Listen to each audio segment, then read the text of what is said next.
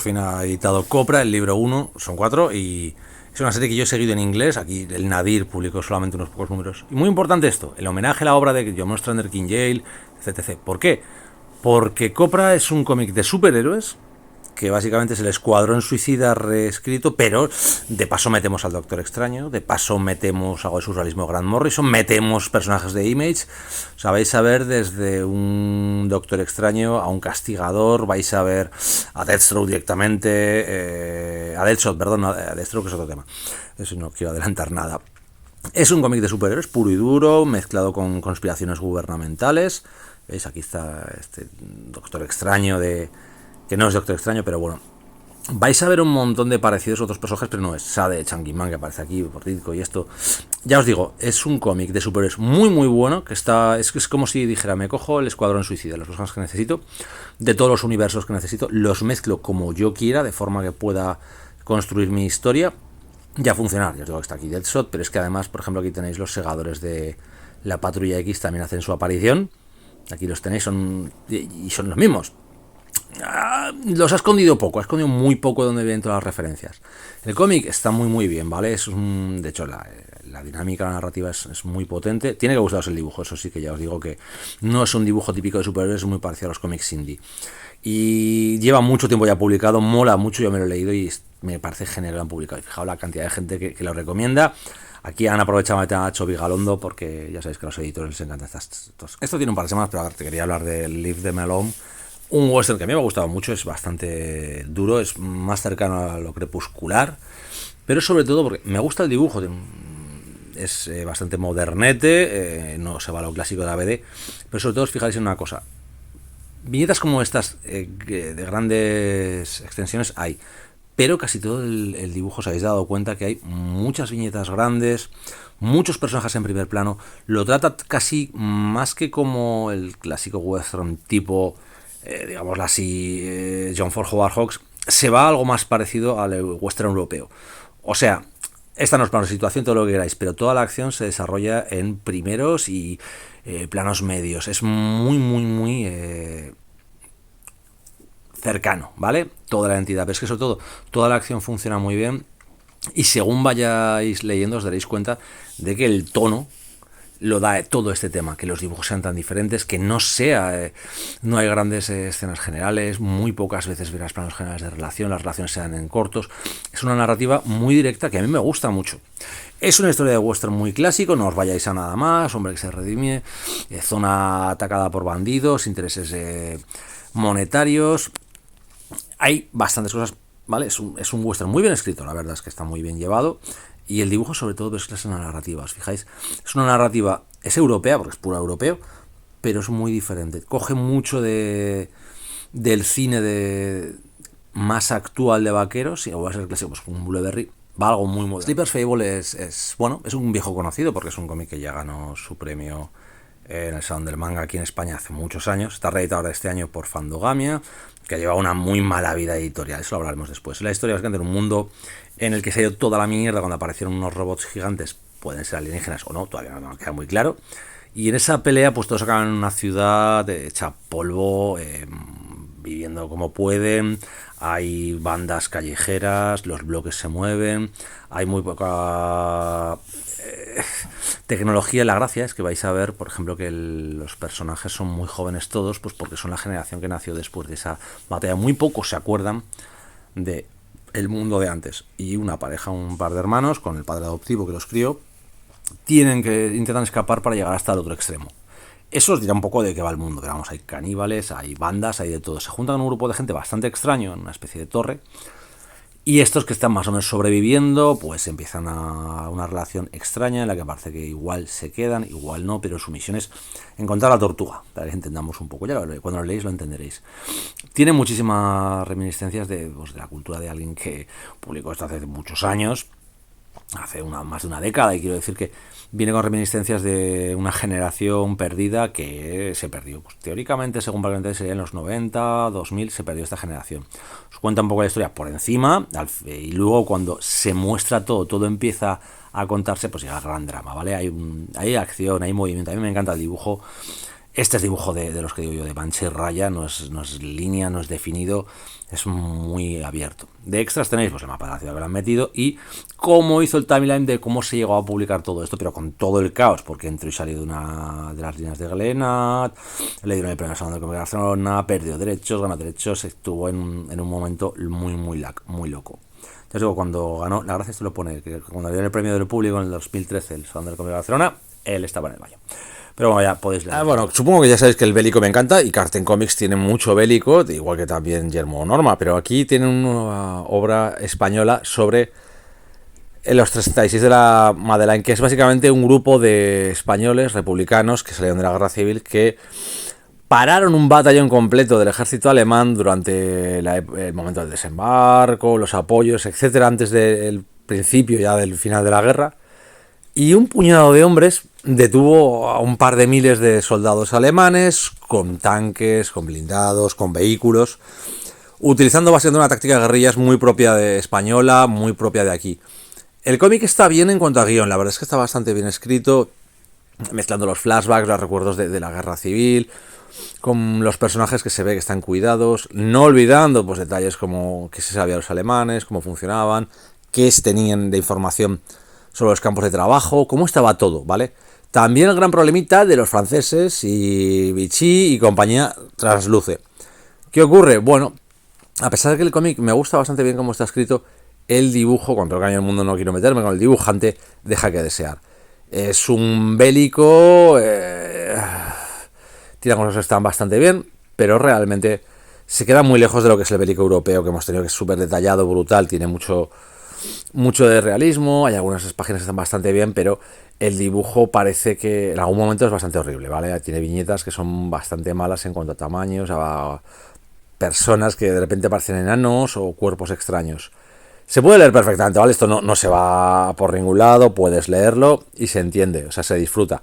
Pero desde luego, yo el dibujo, ahí es donde pongo el pero al cómic. Me parece menos logrado de lo que podría haber sido. Lo siento por Alejandro Lozano, pero yo creo que aún te queda un tirito más para poder avanzar. Y bueno, el típico, siempre viene algún pequeño dossier con fotos, ahí veis lo que son los 36 de realistas de la resistencia de la Madeleine, la batalla de la Madeleine, pues por eso son los 36. Pues ya ha llegado el tercer tomo de ROM, el final de la serie, hasta el número 75, y esta es una etapa bastante más curiosa, porque ya Bill Mantlo estaba finalizando porque ya le decían que se acababa el tiempo de sesión sobre ROM. Y bueno, veis el baile de dibujantes, el Buscema al final se fue. Y ya acabó toda la saga Steve Ditko. Un Ditko que bueno, ya veremos. A ver, todo esto ya llegaba con la invasión de Galador, con toda la guerra ya final, completa contra los espectros, contra los fantasmas. Y ya pues el todo a saco, ¿vale? Esto ya era el final, ya metías a S.H.I.E.L.D., ya entraban aquí los Vengadores, se mezcló con Hulk para llevar a cabo todo, pues esto ya avanzaba, era el final, ¿vale? Para que entendáis un poquito todo, era la época un poco en la que se cerró pues, lo que tenía que hacer Sal Buscema, ya se despedía de la serie y lo dejaba de una forma más o menos cerrada con el final de la guerra. Más o menos, digamos, el final de la guerra, ya lo veréis según lo leáis, ya porque fuera así. Pero después de todo esto ya empezaba la supuesta era pues nueva de con Steve Ditko. Este es Mark Bright, ¿vale? Luego ya viene Steve Ditko, que es cuando acaban todos los cruces, acaba todo explicado, todo el tema de Galador, los caballos del espacio y cómo acabará todo esto. Ya lo leeréis porque es un poco liado. Aquí ya empezaba Steve Ditko, que es el que acabó la serie, con un montonazo de guionistas, de tintadores, perdón, con un pero montonazo, de manera que su estilo es muy claro, Ditko es súper claro en cuanto a su estilo, y veréis que se quedaba anticuado, tras haber estado con Buscema tanto tiempo, que había demostrado pues una potencia maravillosa, había hecho algo tremendo. Ya mandaban a Roma al espacio a vivir del exterior, tipo pues muy desde la plateada. Y ahí cambiaba todo eso. Y al final Mantlo ya había cerrado lo que tenía que cerrar. Y empezó una época pues que era bastante, para mi gusto, declive. Porque mientras seguía viendo caballeros, seguía viendo misterios, todo lo que hay monstruos, la verdad es que esto ya era un poco el no sé cómo narices acabar, ya no sé para dónde tirar, porque esto tiene que finalizar y ya llegó el final. Final en el que, bueno, pues como ya el 75 le decían, se acabó la licencia, ya no podemos publicar más ROM, que eso no volvió a pasar hasta que DW recuperó en su día hace muchos años, y luego ya la última recuperación, que es esta, de Marvel. Todavía ROM no tiene para cómo hacer cómics nuevos, pero acababa todo el tema de los caballos del espacio, cerraba todo, Y bueno, ahí se acababa, con Ditko. Los extras incluyen de todo, desde fichas hasta alguna pequeña parodia que se hizo en su día. Y ya os digo que estos últimos tomos, pues la verdad es que el nivel era un cierre. Ya hubo una pequeña caída por el acantilado, pero oye, al final vimos el último número con la última portada de Pequeña. Pues por fin se ha recuperado una etapa muy interesante de Lobezno, que es la de Greg Rucka, que tiene, bueno, el tomo en sí. Son solo 3 historias, más o menos, bueno, o 3 arcos si queréis llamarlos, con Derek Robertson principalmente. Es un dibujo que a la gente no le gustó mucho. Luego después ya vino otra época, otros autores, pero aquí Robertson y Rucka se centran en la parte del Lobezno que fuera de la Patrulla X. Aquí no vamos a ver superhéroes, ni trajes, ni nada, como suele ser más clásico en su serie de cómics. Pero aquí Rucka, ya sabemos, adorador del género negro y maestro en él, pues mete la primera historia, una muerte de una chiquilla que está relacionada con un grupo de culto o milicia, estas que existen en Norteamérica, perseguidos por el FBI. Esto también, la ATF también aparece por aquí. Vais a ver, la agencia es la Agencia de Control de Armas de Estados Unidos. Vamos a ver cómo es la América profunda, entrando ahí, siguiendo a este Logan que descubre una animalada que se hace y decide ir a atacarla. Ya os lo digo, es una milicia local, un culto, pues no son davidianos, pero ahí va el rollo. Va a haber bastante más violencia de lo normal y vamos a ver un Lobezno ya un poco más desatado en una época en la que duda mucho todavía de esa parte de humanidad bestia que pues, posteriormente se ha tratado mucho.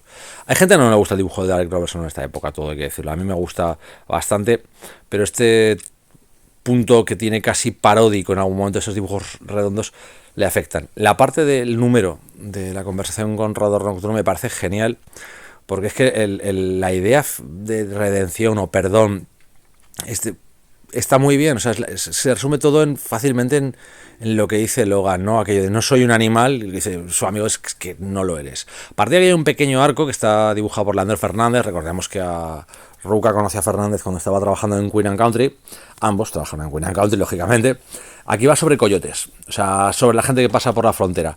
Fernández se carga el peinado y lo vende y le mete un melenón. Pero bueno, eso ya es otro tema. Y el último tomo, la última parte del tomo, si os habéis comprado el tomo este en su día, vendían por 3 o 4 euros los de Alcampo, y estos eran de oferta de promoción, y vuelve dientes de sable, vais a tener esta historia ya ahí, así que ojo, esto está ya, o sea, una tercera parte del tomo ya ha aparecido publicada en esos cómics baratos, en esos tomos.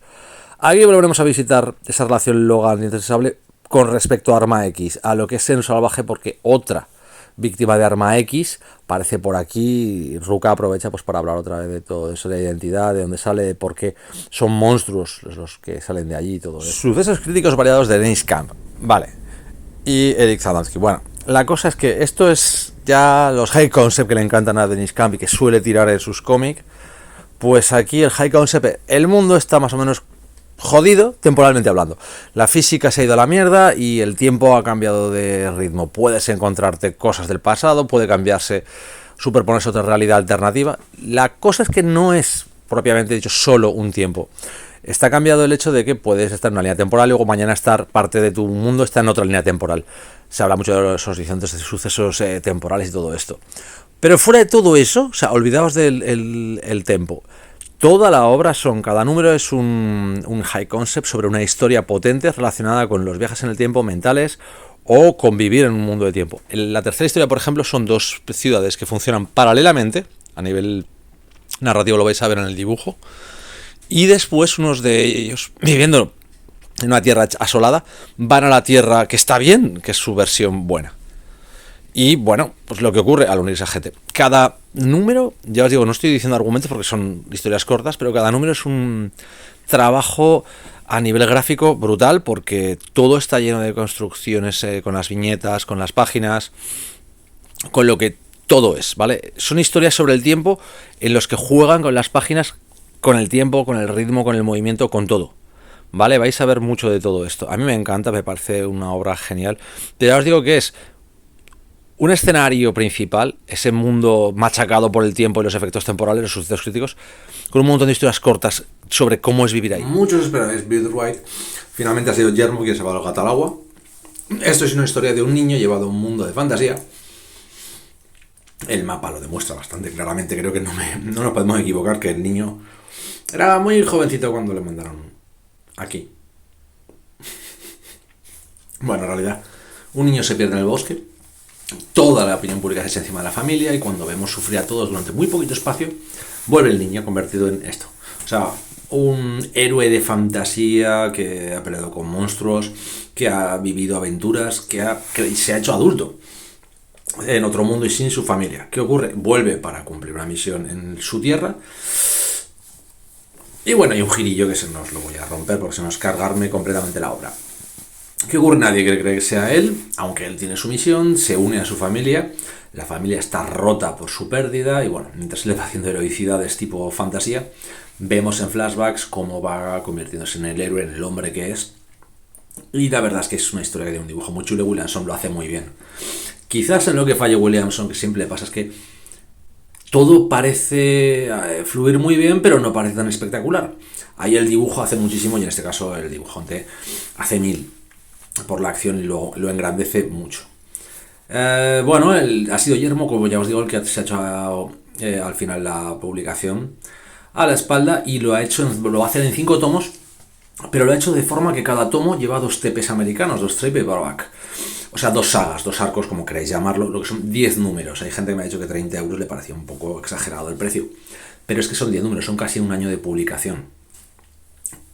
A otras editoriales, pues para adelante, no tendría un precio muy diferente de los 30 euros que vale. Realmente el precio es adecuado. Ya os digo, veis el dibujo que es una pasada, hay un montón de acción, hay movimiento. Como siempre con Williamson, los secretos funcionan muy bien y siempre el lector tiene mucha más información de los personajes, lo que permite que haya cierta tensioncilla para ver qué va a ocurrir. De extra sí que no va muy cargado con Yermo, simplemente han puesto las portadas, no las originales y algunas alternativas. Poco más. La verdad es que en este puntito pues sí, podrían haberse currado 4 o 5 páginas con una cosilla más, porque Bill Wright en Estados Unidos ha dado para bastante, aunque hay alguna portada como la de Harry que es muy cachonda.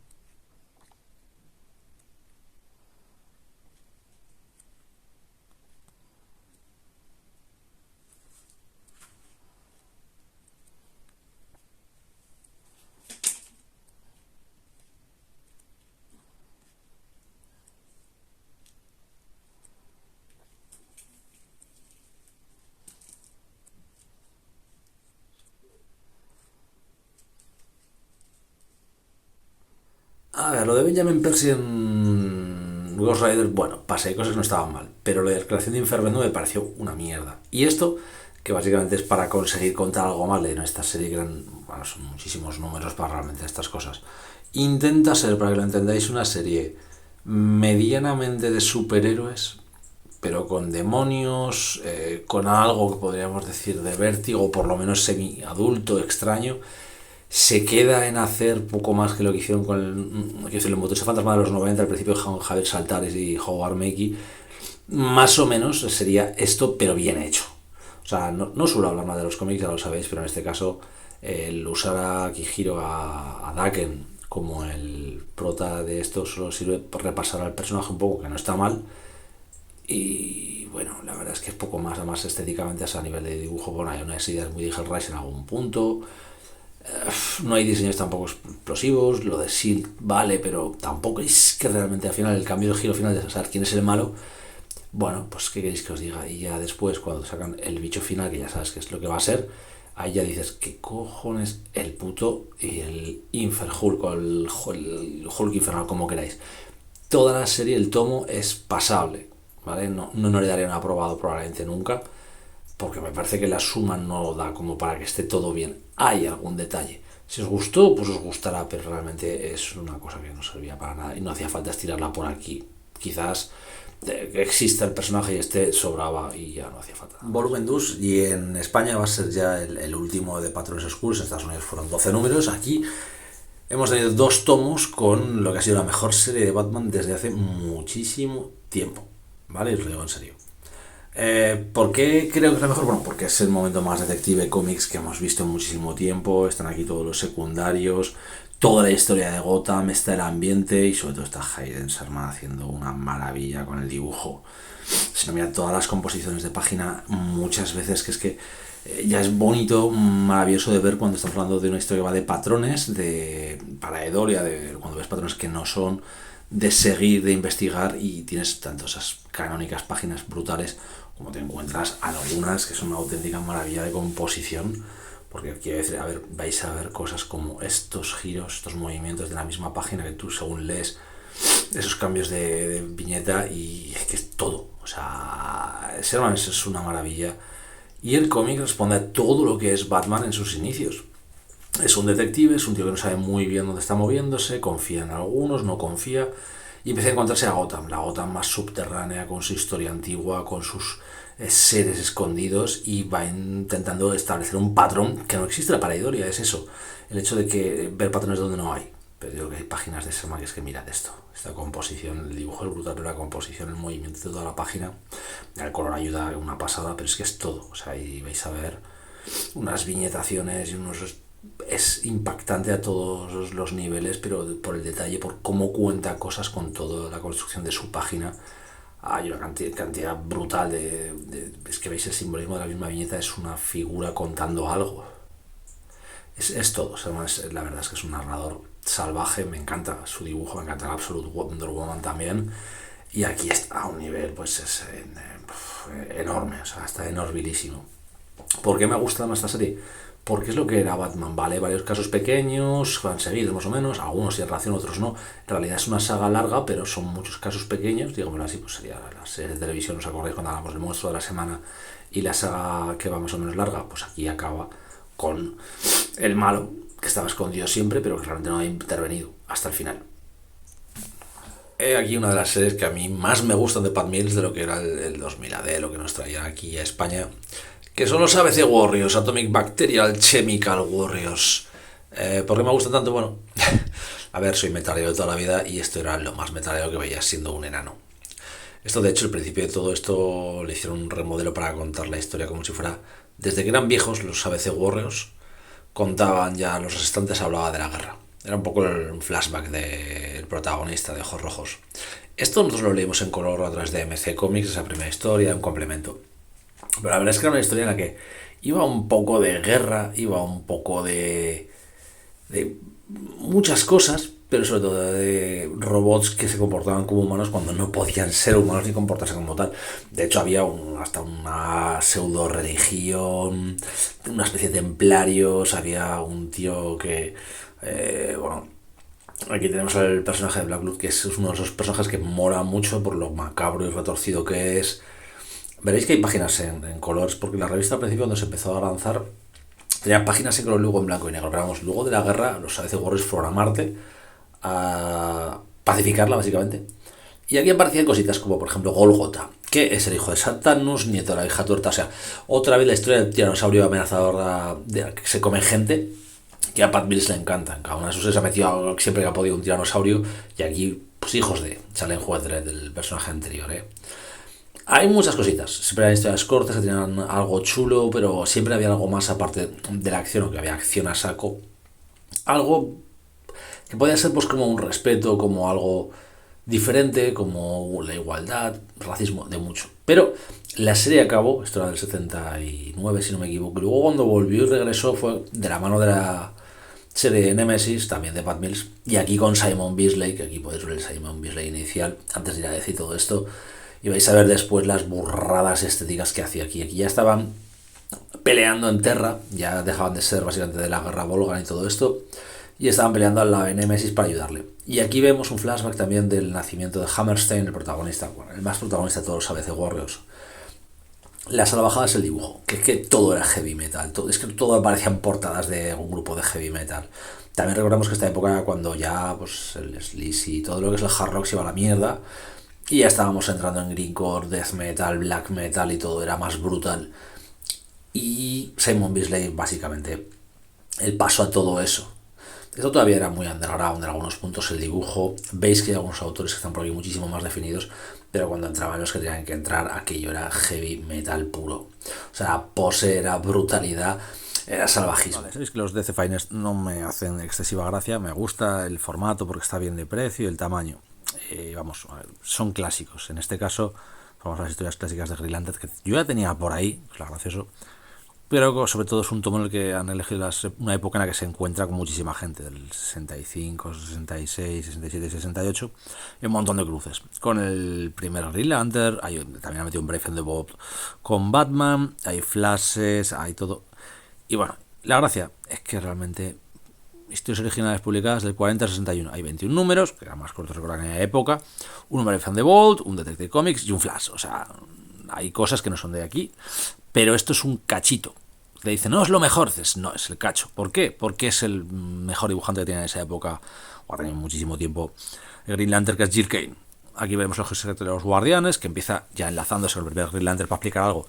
Esto hay que decir que Garner Fox y John Broome intentaron un poco, Garner Fox, John Broome y Jill Kane intentaron explicar un poco de dónde venía todo el tema y dejar un poco establecido todo, que luego fue cambiando 25 veces. La aparición de esta Sapphire aquí, que también veremos, no es la primera vez, pero quiero decir, es que con Jill Kane no vais a ver mejor dibujante en esta época para casi cualquier cómic. Es Jill Kane, ¿vale? O sea, la idea de comprarse este cómic es comprarse un cómic de Jill Kane. Al menos para mí. Zatanna, visto todas las mezclas que aparecen también aquí.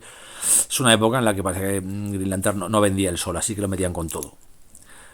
No mala idea, no es una mala idea de Broome. Ahí teníais al mayor desastre, que luego fue una comicida de personaje, pero realmente funcionaba. El hombre elástico, quiero decir, vais a ver un montón de héroes invitados. Tampoco era raro, pero vamos, no es la cosa para mí perfecta. El Batman, si no os gusta el Batman de los 60, aquí es el Batman de los 60, el de Brave and the Bold. No esperéis el Batman Neil Adams detectivesco de O'Neill y compañía, ¿vale? Son los 60. Olvidaos de eso de seriedad. Aquí lo que molaba era estos kits que se dicen, ¿no? Pues estas cositas.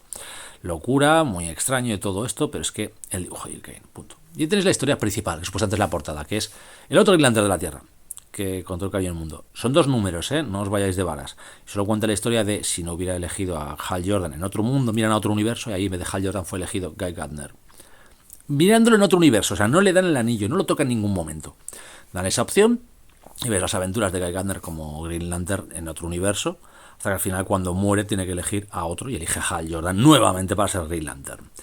Toda esa portada os la han vendido para un puñado de páginas. Y Guy Gardner ni siquiera es el Guy Gardner que nosotros conocemos, es el Guy Gardner profesor antes de haber llegado a ser el macarra, que eso, todos los que conocemos ese Guy Gardner y queremos leer, eso es muchísimo más adelante, chicos. Lo siento, pero tenéis a Jill Kane.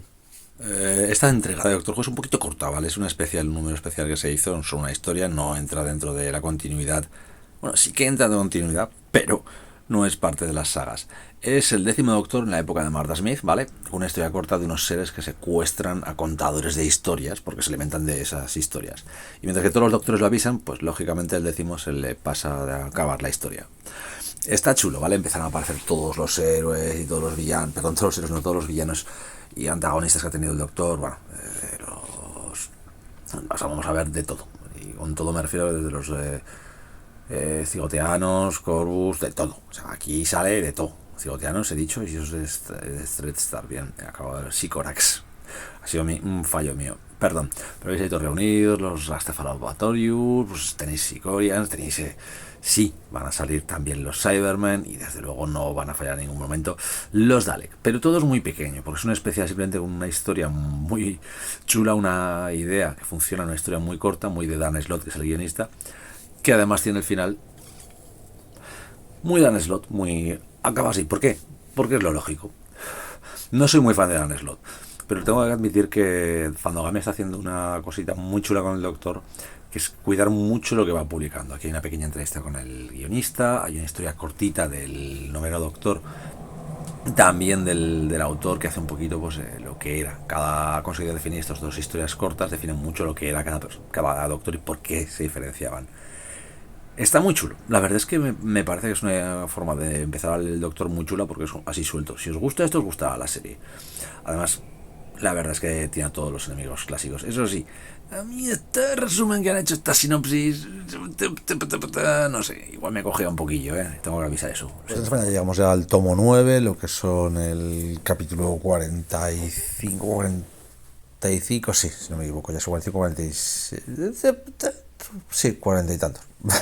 De Hay algo matando niños, la obra para mí larga, pero mejor llevada por James Tynion cuarto de lo que lleva de carrera, y que hay que decir que ya 40 entregas es bastante, ya son 9 tomos.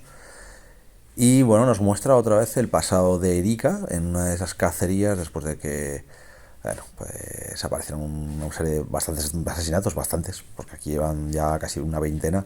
Y es una zona local, vuelve a responder mucho lo del pueblo pequeño, infierno grande, para ambientar todo este momento en el que ve como su profe pues está cayendo muy rápidamente pues en una degeneración total, porque se está volviendo alcohólica. Ella es la que hace el trabajo, pero no quiere dejarla, pues porque, bueno, sus mil líos.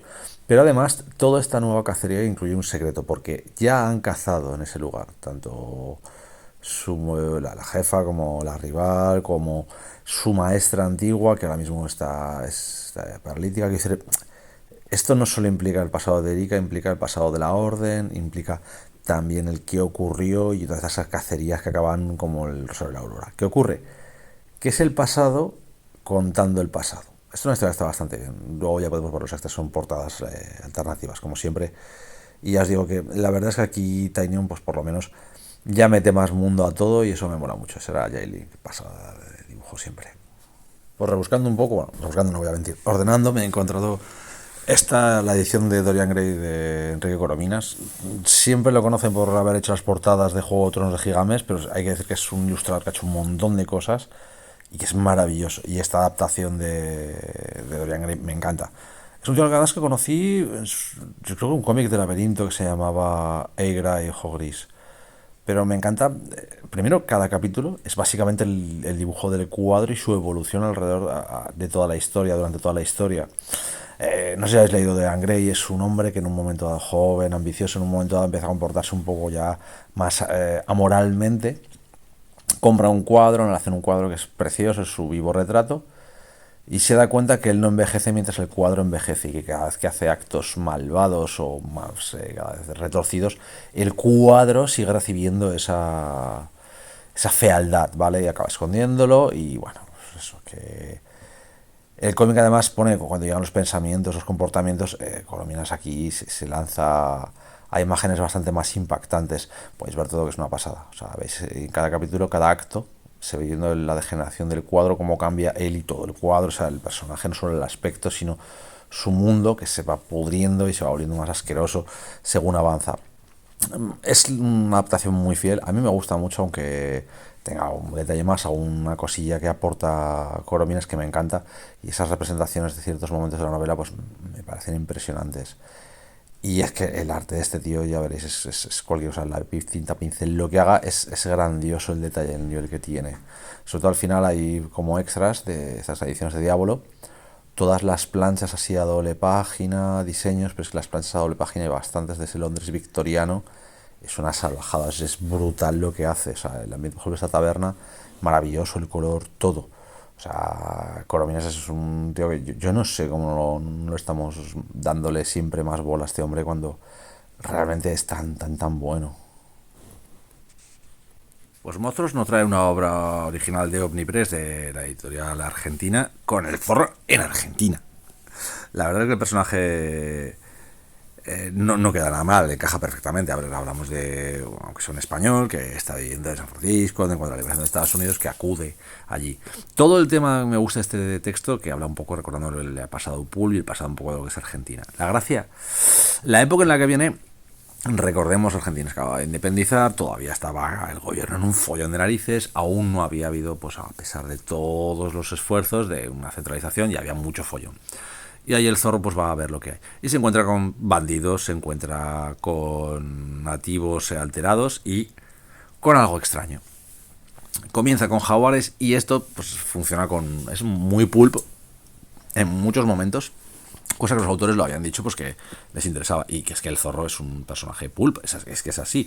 Pues a lo mejor no lo ponéis al lado de Conan o al lado de, yo qué sé, de La Sombra, pero está hecho en la misma época con un estilo diferente, es diferente, pero es que es un mismo personaje, es capa y espada, ¿vale? Es otra forma de hacer. ¿Qué ocurre? El cómic está bien, se meten algunas cosillas como aquello muy de Argentina. Yo conocía la historia por algún otro cómic, algún otro libro, alguna película de estas, que parece, por ejemplo, lo de dejar la silla del diablo vacía en la pulquería y todo esto. Esa curiosidad que sale aquí, vamos, como todo buen pulp, pues hay acción, hay movimiento, hay romance, todo muy básico, porque tiene que ser el pulp muy rápido, tiene que haber mucha acción y sobre todo tiene que haber algo extraño. Aquí hay algo sobrenatural, que muy el estilo Scooby-Doo, otra vez muy pulp, no es tan Scooby-Doo, no es tan sobrenatural. Pero ya os digo, la aventura funciona muy bien, es muy divertido y se deja leer de genial. Si os gusta el zorro, este tipo de historias, el pulp, pues os mola. La verdad es que es una cosa que a mí me gusta. Un monstruo se ha arriesgado en algo que es muy chulo de publicar y traer. Yo creo que merece la pena. Aunque soy fan del zorro, o sea que no encajo muy bien en... A ver, es novedad el sabueso y otros relatos de Watanabe, de la obra de Lovecraft, pero es una novedad relativa, porque ya fue publicado en España. Y bueno, esto es la nueva edición con tapadura que se está haciendo la colección de Tanabe Planeta Comic. No he hablado de él, creo. Creo que no, creo que es de las de Tanabe que me faltaba. Esto adapta el templo, adapta el sabueso. Ya no me acuerdo, el último, la ciudad sin nombre, eso era. Los tres relatos son de Lovecraft cortitos, de los que normalmente más hacía Lovecraft, o sea, es donde más brillaba el autor, y aquí, pues estos son de los primeros, ¿vale? Son iniciales, y el cómic es de 2014, ¿vale? No es nuevo, se nota mucho en el dibujo, no hay, desde el principio podéis ver que el ultra detalle, el cambio y el ritmo de Tanabe mejora y es aún más bestia, y tanto la ambientación como todo lo que hace mejora muchísimo con el tiempo, hay más exposición y más ambiente, pero aún así aquí se ve perfectamente a dónde iba Tanabe adaptando a Lovecraft, porque se ven esos ambientes, ya empiezan a crecer todos esos detalles, todo ese horror psicológico, todo ese mundo del horror cósmico que se dice de encontrar. Aquí no vais a ver que primigenios ni seres de la llamada de Chulu, para que entendáis una forma clara, pero sí la sensación de ese mundo oculto, extraño, que básicamente domina al hombre, que no le permite hacer nada. En el sabueso, que es el nombre, es dos aficionadillos que se dedican básicamente a excavar tumbas para sacar cosas de ellos, por tanto cadáveres como tesoros, ¿vale? Y encuentran un amuleto en una tumba holandesa y eso produce que un monstruo muy chuluniano, un demonio, les persiga, un sabueso gigante con alas, algo muy extraño. Todo este momento de la tensión, el momento de se han metido en algo más grande, no lo esperaban, han encontrado un mundo diferente y el horror se les va comiendo y se va comiendo su mundo, porque encima no es solo ellos, es todo lo que les afecta, acaba afectado. Todo lo que donde ellos están, la naturaleza cambia.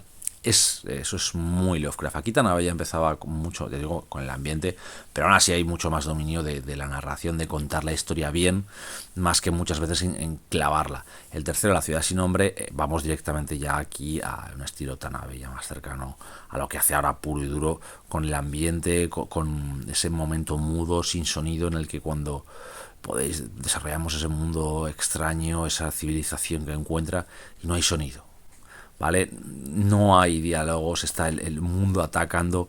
Aquí se ve mucho más a Tanabe. Ya os digo, es una obra que está bastante chulilla, es cortita, muy cortita, se leen en nada las tres historias y la verdad es que da mucho la idea de lo que tenemos. La segunda entrega en España del Capitán América de Zdarsky, donde ya se cierra el primer arco con este Capitán América que estaba trabajando cuando es el Capitán América, que básicamente es una reconstrucción del nuevo origen del Capitán, adaptándolo, ya lo dije.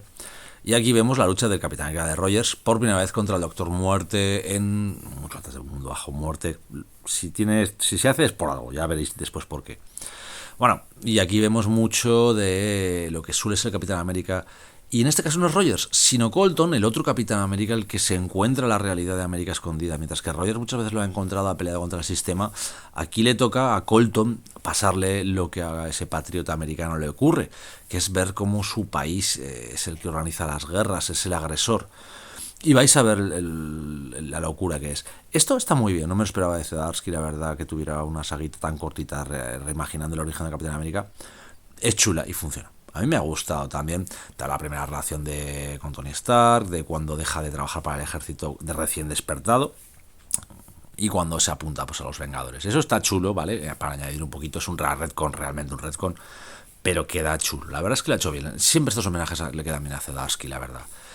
Me ha gustado más lo que esperaba, aunque realmente la gente no está viéndolo tanto, siguiéndola. Sin embargo, la sombra de Doom, esto ya viene a la sombra de muerte, ya viene a un mundo bajo muerte. Y esta es la parte de la serie que, bueno, resucitar otra vez S.H.I.E.L.D., sacarse a Nick Fury Jr. de mano, aprovechar el Hulk rojo que ya tuvo su momento en mundo bajo muerte, y eso ya es más aburrido. Pues sigue con las grapas Cartem, y esto es gracioso porque Winterblood tiene 2 portadas, ¿vale? Esta es la alternativa. Suena de algo, ¿verdad? O sea, ya, y se copiando a Marvel.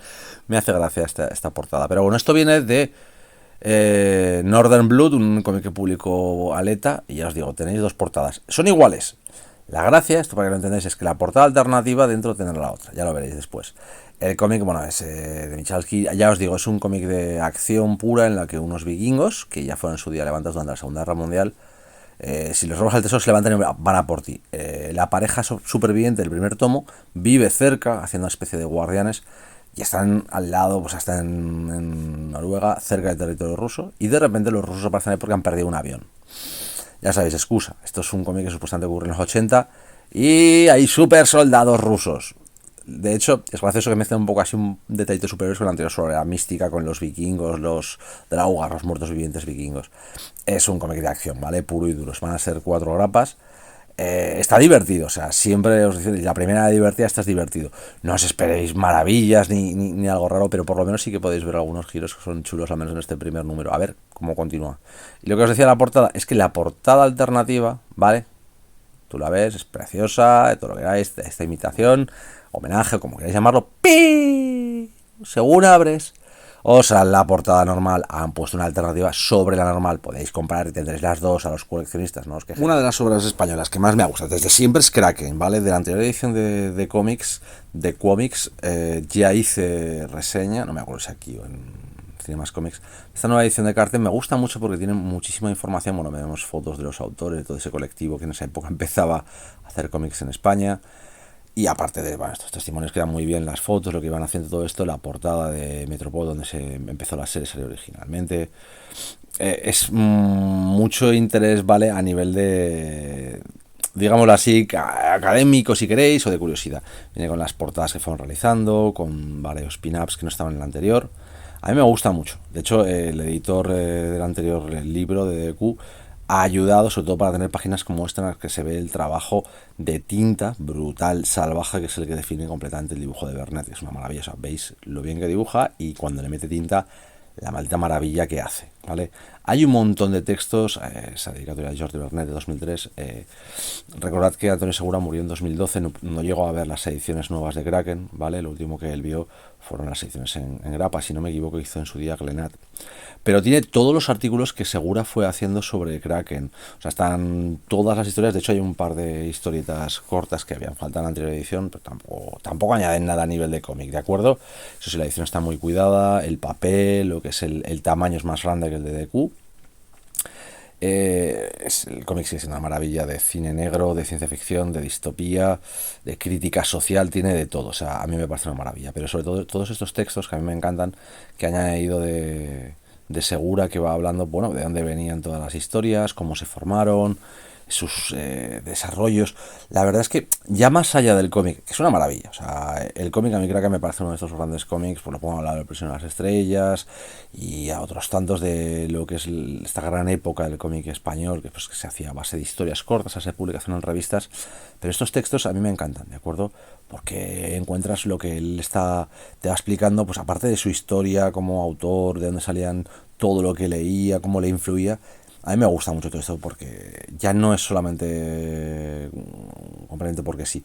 Del autor de Chinaman y de La piel del tigre tenemos La piel del otro.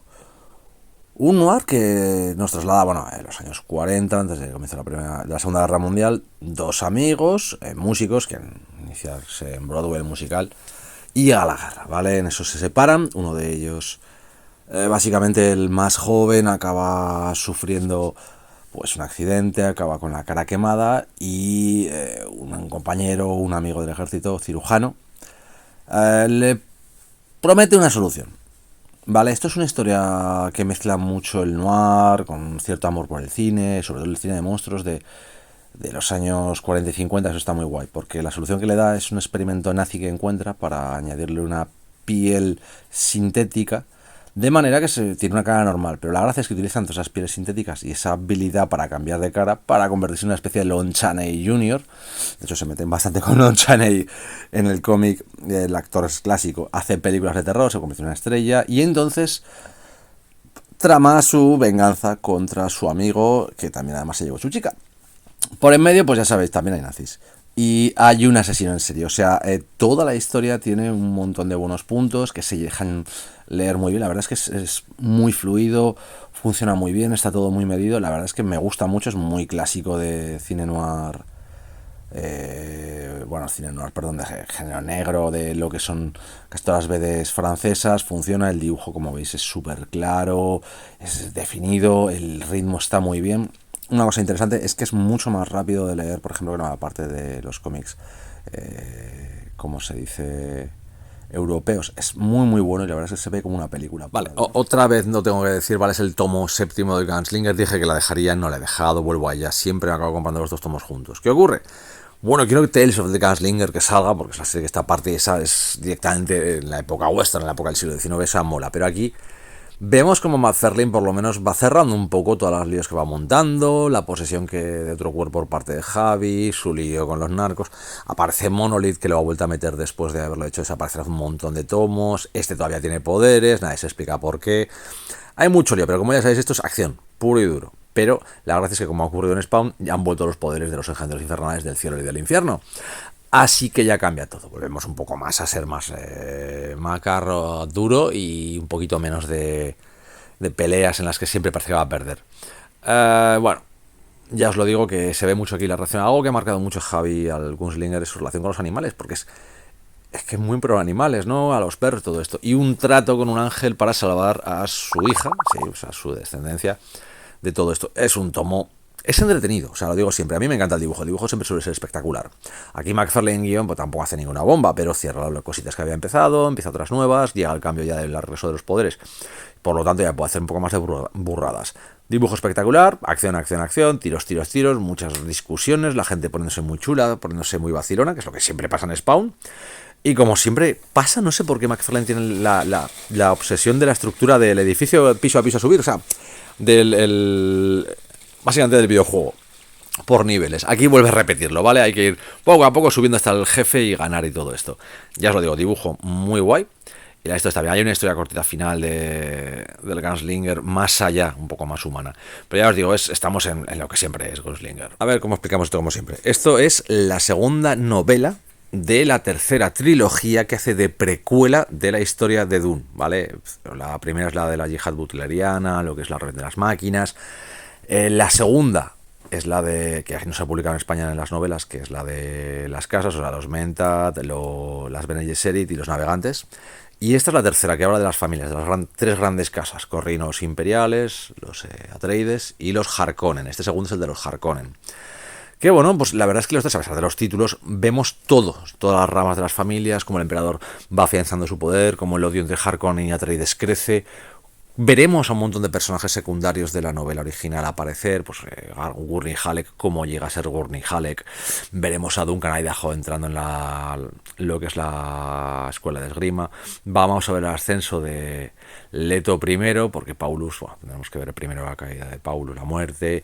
Cómo aumenta este problema entre las casas, que viene de muy muy atrás, que algún día hablaremos de por qué los Atreides o Harkonnen tienen ese odio vengativo, que realmente el problema es que los Harkonnen se volvieron por culpa de todas las casas. O sea, Lansrat construyó ese monstruo, ese villano que necesitaban. También veremos el desarrollo de Ix y los Teitlaksu por aquí, ¿vale? Los Golas, todos estos.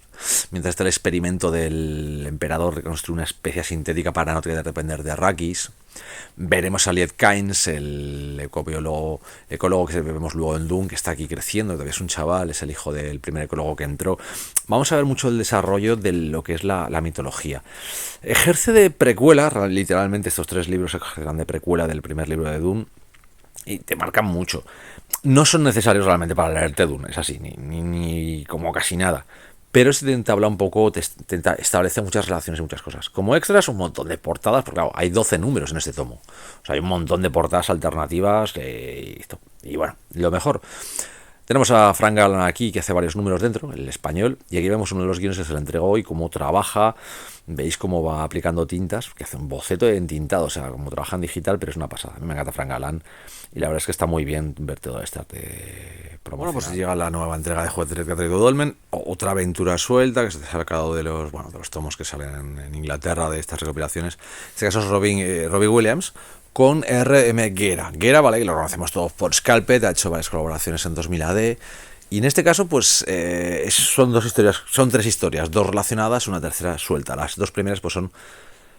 Bueno, la primera es básicamente el renacido versión Juez Dredd, con oso gigante persiguiendo, caída, supervivencia, y sobre todo con el tema de mutantes, muy. Ya os lo digo, es muy chulo, pero es muy historia de tierra salvaje, aunque sea esta vez nieve en vez de desierto. Es así de simple. También vemos pues Dredd dudando de lo viejo que es, de ir con una cadete a ver si consigue básicamente salvar lo que es el cuerpo.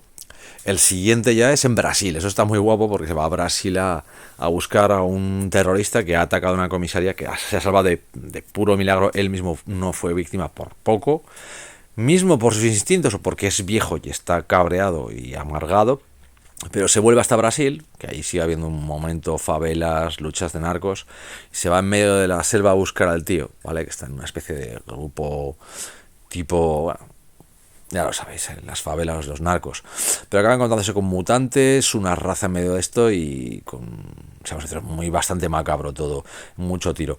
La última es la idea, ya era una historia corta en la que Dredd ya parece que está jodido con la edad, parece que le pesa todo, pero al final es que es Dredd, ¿vale? Es una fuerza de la naturaleza. Walarm es, bueno, una de las novedades de Nuevo 9, Vanessa Figal y Carlos Mercedes hacen una historia que es, a ver, va a sonar muy mal, ¿vale? Porque es una pareja que están básicamente huyendo y en medio de una gran tormenta de nieve entran dentro de un pequeño pueblo en el que parece que no hay nadie. Ha pasado algo, ¿de acuerdo?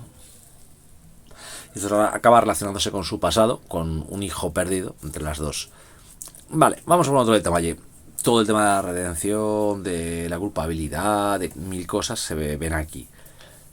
La gracia, yo te lo digo, se supone que es una druida, o sea, esto debe ser más celta que esto, pero es que es muy nórdico. O sea, esa mezcla me gusta, la verdad es que está muy chulo todo el resultado. Hay cositas en dibujo muy, muy, muy guapas. Se nota también mucho que el dibujante está trabajando, supongo, no lo habrá dejado, dentro del mundo de la animación. De hecho, veréis que hay unos diseños que están muy cuidados, también la línea, el color, todo ese tratamiento. Sobre todo, os lo digo en serio, el color. El color es una auténtica pasada en toda la obra. O sea, lo mueve todo, lo cambia todo, lo enseña todo y está muy bien. También os diré, el giro o lo que es la historia que más o menos está viendo, pues no esperéis que sea la cosa más original del mundo, pero funciona muy bien, está muy bien contada, está muy chulo en cuanto a toda la mitología que han aquí mezclado para hacerlo. Hay acción, hay movimiento y es que el dibujo a mí me encanta, es súper expresivo. Ya os digo que el color me parece una absoluta maravilla. Los cambios en cuanto a temporales marcados también por la falta de color o solo un color. Hay personajes que son un color. De hecho, una de las gracias que a mí me encanta es eso, es que haya colores marcando el personaje. Hay personajes que cuando desaparecen los colores ellos no pierden su color. Eso viene mucho también de animación y de cine en general, de audiovisual. O sea, cuando hablamos de animación, recordemos que la animación no es un género, es el medio. O sea, tú puedes contar cualquier género dentro de la animación. Pues eso es un detalle que en cine, en audiovisual se hace. Y es mantener ciertos colores para ciertos personajes con ciertos ambientes. Cuando ocurren ciertos colores es porque ciertos personajes están actuando. Si aparecen o desaparecen es por esas razones. Está muy bien. Luego ya los extras, Aquí vais a ver, pues los diseños que hace son muy limpios. Sigo diciendo que es que se nota muchísimo la animación, pero me gusta mucho. La verdad es que es un tomo que, sin ser, pues yo que sé, la novena maravilla del mundo, te lo lees, es divertido, es potente en cuanto a cosas, tiene un mensaje muy chulo. Y esto de que metan las runas para hacer el juego típico de ver qué dicen, es gracioso. Pero ya os digo que esto es más nórdico, porque es un druida celta, no sé. Vamos a una obra que se quedó incompleta con el cierre de CC, porque lo publicó dentro de Spaceman, Aprendiz de Cuervo de Danide, y bueno, ya sabemos que la editorial Cerro no completó la publicación de las dos partes, o la primera. Para aquellos que hagan con la primera, lo siento mucho, significa que si queréis leeroslo entero tenéis que comprar el integral. Sí, es un putadón como una casa, pero ¿qué queréis que os diga? La obra yo creo que merece la pena, la verdad. Es una historia en la que no sabes si estás viendo un mundo posapocalíptico, un experimento sociotecnológico. No sabes si estás viendo una sociedad creada de un mundo que se ha ido a la porra, si estás viendo una especie de secta huida y aislada del mundo. O sea, no te puedo decir si esto es la gente del pueblo con alta tecnología en lugar de sin ella o qué. Porque hay muchísimos ritos, muchísimas cosas muy de secta, de religión perdida, pero hay una ultra tecnología que casi parece magia por algún momento, aunque más o menos se deja ver que ellos la consideran una magia, pero los protagonistas, pero sin embargo hay sentido para el que ve desde fuera. Pero ese hombre Dios, ese que maneja los hilos, que los animales, cada uno tenga un sentido, la gata, el conejo, el sapo, todos tienen una idea dentro de una sociedad. Y luego estas fotos que ha hecho aquí mezclando hasta, bueno, no os voy a decir que haya hecho mezclas, sino que ha hecho unas fotos con sentido tecnológico para meter más en canción todo. ¿Por qué? Porque en un momento dado se rompe todo para ver algo que parece que dices, ostras, esto es un experimento, o son unos asociales que se han montado su propia sociedad lejos para salir de ese mundo que se va a la mierda. Es que, ya os lo digo, Danide construye muy muy bien. Solo os digo algo, contaros mucho más de esto, lo que ocurre, lo que va pasando, pues ver este aprendiz de cuervo que está en contra, no en contra de su sociedad, sino que se pregunta las cosas e intenta ver otro mundo, a ver qué narices ha pasado, está muy bien, sobre todo porque es una historia también de marginados, de monstruos y a la vez de humanos, muy humanos, sin tener rostro humano. O sea, la expresividad es cero y sin embargo todo funciona. Danide la verdad es que hace una cosa a nivel gráfico que a mí me encanta y que experimenta todo lo que puede y más, eso es genial. Pero hay muchísima creación, muchísima composición, muchísimo juego de luces, de colores. Es una pedazo de obra a nivel gráfico, ¿de acuerdo? Sorprendente, original, extraña y muy, muy buena. Soy bastante fan de los cómics que han sacado de Godzilla por parte de monstruos, pero este versus Gigan mal. Bueno, en realidad solo hay son varios one-shots juntos. El de Gigan es el primero y es el más divertido y realmente se queda en una cosita muy juvenil, con algún punto con la gracia de la batalla entre Gigan y Godzilla, pues tenerla en papel, pero realmente quitando un poco la tontería de los gamers y un poquito de ataque o invasión alienígena escondida. Fuera de eso, la verdad es que es bastante simplota y el resto es que no llega, es que es en general tomo flojo. Vale, digo flojo porque el siguiente ya es más divertido en cuanto a historia. Ya supuestamente han construido un satélite unido geoestacionariamente a la Tierra por un ascensor y tiene un par de kaijus, a Rodan-ya e Evira. Se sueltan, bueno, lo típico de cualquier historia de kaijus. La gracia, para que se entienda un poco, es que se hace un poco de decir, ¿vale? Pues hay una pelea, está bien, es muy típico, pero como podéis ver el dibujo, de momento ya os digo que estos dos que hemos visto son los mejores dibujos de todo el tomo. Y Godzilla aquí hace una especie de medio camello, pero no hace gran cosa más. Y a los demás, pues si os digo que el dibujo de los dos era el mejor, todos tienen mucha influencia manga. Todo hay que decirlo, que es que realmente tiene mucha influencia manga y no termina de funcionar. Titanicus, que no sale mucho normalmente, pues que salga me hace gracia, pero es que fuera de eso, por ejemplo, historia corta, que es un poco la que quizá tenga algo más gracioso, son capaces de descubrir cómo descubren las auras los titanes y intentan separarlos porque si se acercan entre ellos se atacan, es mínima. sea, la historia es mínima y se queda en nada. Bueno, ya no os digo en esta de Violante, que no llegamos ni a verlo, pues el dibujo en otro tipo de cómic, pues igual me haría más gracia, pero en un dibujo de Godzilla no me pega. Y no digo que sea un dibujo que realmente, pues en otro tema, pero es que en Godzilla, tan cartoon, realmente parece más una parodia en algún momento. Ya os digo que es un tomo al que, mientras que haya una idea que no está mal, realmente fuera de las peleas de kaijus, que pueden ser más o menos interesantes, realmente es que no hay nada más. Alguna idea interesante, poco más. Ese es un tomito que decepciona porque dices, bueno, vale, pasan cosas, pero poco más. Es que encima es cortito, o sea, es que no tiene suficiente interés. Yo os lo digo, de estos, de los de Godzilla, quizás el más olvidable de todos. Y encima tampoco tiene ni extra siquiera un poco. Global Rangers Ground Zero es un proyecto español de Editorial Base sobre un grupo de superhéroes que tiene su idea, bueno, es que se puede ver mucho en los cómics de superhéroes de los años, principalmente 80 y 90, ¿vale? La historia es de pues un mundo en el que existe una grieta, algo que permite entrar dimensionalmente fuerzas exteriores y empezar a aparecer superhéroes. Sí, todo el mundo va a decir, esto es una versión de S.H.I.E.L.D., esto es una versión de Batman, esto es una versión de bla, bla, bla, bla. Sí. A ver, el mismo autor, Mariano La Torre, pues no engaña. Lo que él hace es un homenaje a esos cómics que le gustaban, haciendo un cómic como le gustaba leer, ¿vale? Es un grupo muy estilo Vengadores, que se une muy estilo Liga de la Justicia, o sea, ahí queda muy raro, y contra una amenaza global que va creciendo, que mientras vayan las amenazas globales encubren una más grande, que es aún mayor. Pero a ver, la historia en sí trata de lo que es una amenaza tipo, para que entendáis, inteligencia artificial, tratando puntitos un poco menos de la época, porque no existía internet, aquí sí que la usan, pero hablando de lo que es la inteligencia artificial, la posibilidad de lo que pudiera hacer, evolucionar, etcétera, etcétera. ¿A quién le va a recordar esto? A todo el mundo, a Ultron, ¿vale? Pero es que la gracia es que mismo de la Torre lo dice, que es que él quería que su villano fuera tipo Ultron. Si queréis verlo pues como una versión de Age of Ultron, pues podríais, si quisierais verlo así, ¿vale?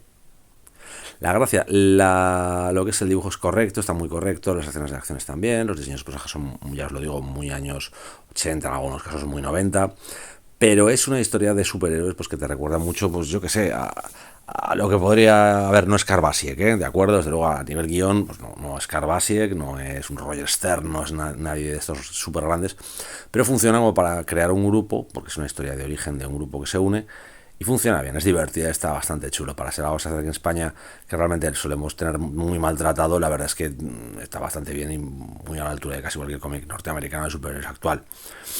Pero, ya os lo digo, con esa nostalgia, ese matiz, esa referencialidad a los 80 y a los 90.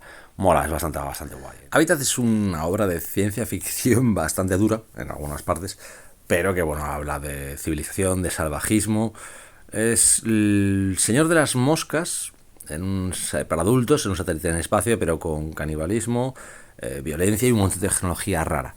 Y de fondo hay un montón de cosas que al autor ha planeado, ha creado todo el lore, pero simplemente pues existen, están, pero no son necesarias.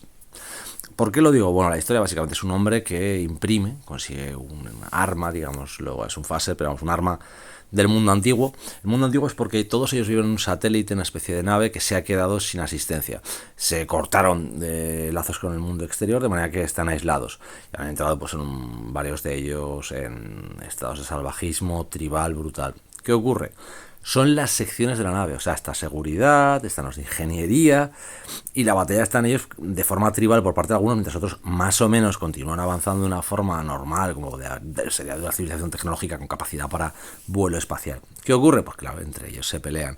Hay un montón de peleas, y esto es muy europeo, a pesar de que es norteamericano, pero este tío es que ha hecho un tomo de ciencia ficción muy europeo.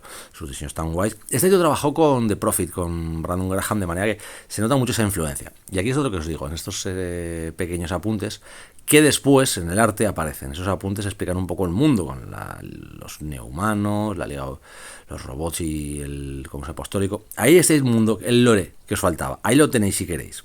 Además hay de añadido una pequeña historia corta que habla mucho de todo este universo. La verdad es que es una historia muy guapa y espero que continúe quizás el mundo en lugar de toda la historia. Pero me ha gustado mucho todo como lo ha llevado. Es un tomito solo, además de momento. Grafitas con una edición, tapa blanda, muy chula, muy fácil de leer. La verdad es que me ha impresionado realmente.